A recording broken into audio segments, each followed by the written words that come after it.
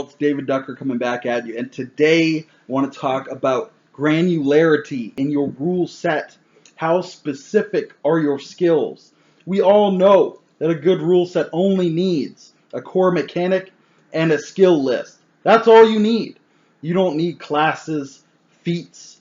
You might not even need spells. You don't need a combat system, a chase mechanic.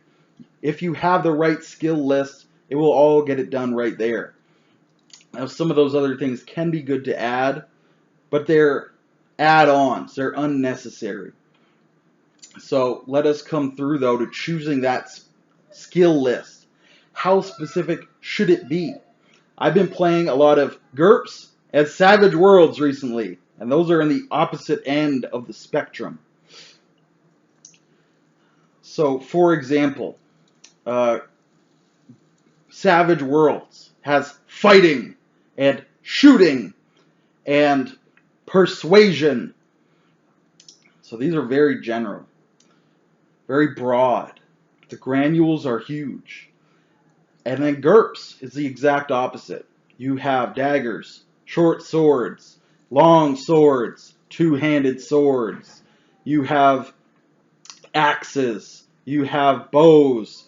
All of these things that would be clumped together into fighting or into shooting or indeed into persuasion, because GURPS, I believe, has things like empathy, bluff, sex appeal.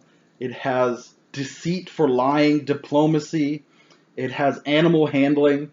And animal handling is one that a lot of systems do break off. Even if they don't break off commanding troops, giving speeches, they'll probably break off animal handling into its own grain. Savage Worlds doesn't even do that. They say you want to persuade any living creature, roll persuasion. It doesn't matter if you're trying to seduce the man, seduce a horse, if you're trying to inspire a man through your words, or lie to your dog. Who would lie to a dog? Evil characters, that's who. But I digress. How granular do you like your RPGs? There will be a difference in detail. How detailed do you like your characters to be? How detailed do you like them to be mechanically? And those are two very different things. Now, one thing I've noticed right away is making a character in GURPS takes longer. There are more options. Even though I'm just going down, I got my skill list, I've got my character written, I'm just saying, okay, what would this character have? And I check mark everything he'd have, but it takes a while to go through the list.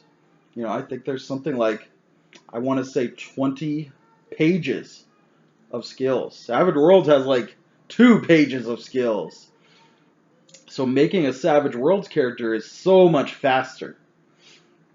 Because I can just go through, and instead of saying, oh yeah, well, this guy's a soldier, so he's really good with spears, but he's got some axe skill as well, and of course a dagger, but only a little bit of a dagger skill, and oh, can he use his shield? Yeah, I guess he's got a shield at like 9 out of 10 maybe, like maybe he is good at the shield.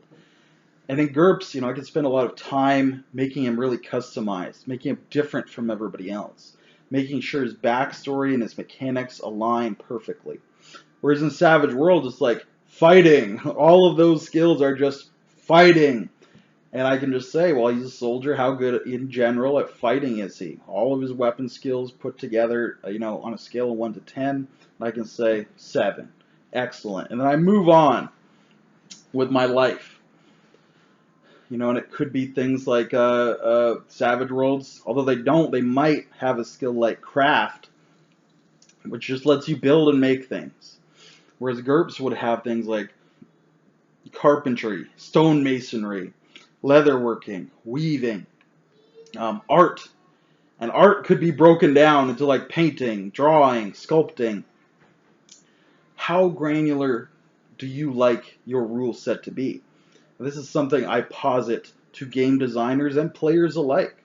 So I'm really excited in the comments below to hear what you guys think. How granular do you like it? And one last thing I'll mention is that a lot of rule sets are a little schizophrenic on that.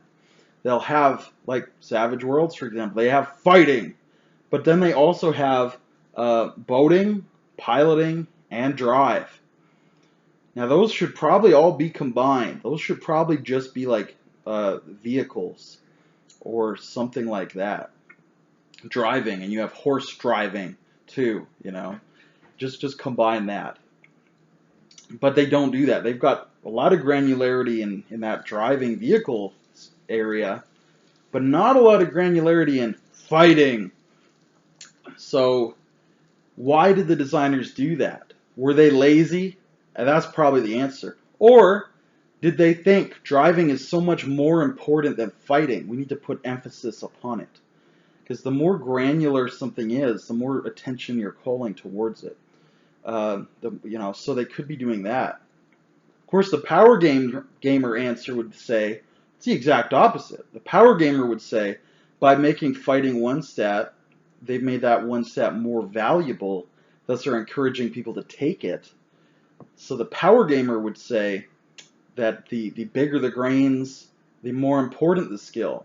The role player, the exact opposite, and he would say the more customization, the more important the skills are. So that's one last thing I wanted to mention. Savage Worlds, probably just a bit lazy.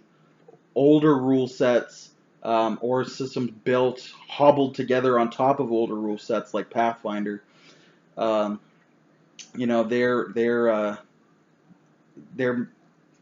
compromising intentionally, which I'm not a fan of. I think if you're lazy, fine.